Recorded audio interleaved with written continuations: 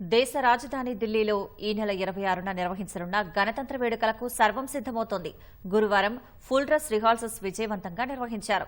కర్తవ్య పథ్ వేదికగా జరగనున్న వేడుకల్లో భారత్ తన సైనిక పరాక్రమాన్ని, సంస్కృతిని, వారసత్వాన్ని ఘనంగా చాటనుంది. 76వ గణతంత్ర దినోత్సవ పరేడ్లో 16 రాష్ట్రాలు, కేంద్రపాలిత ప్రాంతాలు, 10 కేంద్ర ప్రభుత్వ శాఖల శకటాలను ప్రదర్శించనున్నారు. రక్షా కవచ్ థీమ్తో డీఆర్డీఓ శకటాన్ని ప్రదర్శిస్తుందని రక్షణ శాఖ వెల్లడించింది. సాయుధ దళాల ఉమ్మడి స్ఫూర్తిని చాటి చెప్పే సశక్త్ ఔర్ సురక్షిత్ భారత్ థీమ్తో త్రివిధ దళాలకు చెందిన శకటాన్ని కూడా ప్రదర్శించనున్నట్లు తెలిపింది. 40 ఐఏఎఫ్ విమానాలు, ఇండియన్ కోస్ట్ గార్డుకు చెందిన 3 డోర్నియర్ విమానాలను ప్రదర్శించనున్నట్లు చెప్పింది.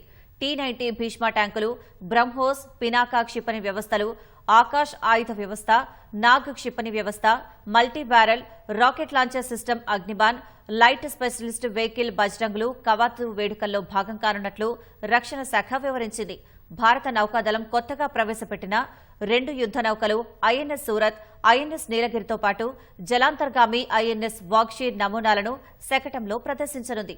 అటు ఈ వేడుకలకు ముఖ్య అతిథిగా హాజరు కానున్న ఇండోనేషియా అధ్యక్షుడు ప్రభావో సుబియాంటో ఢిల్లీకి చేరుకున్నారు. భారత విదేశాంగ సహాయ మంత్రి పవిత్ర మార్గరిటా ఘన స్వాగతం పలికారు.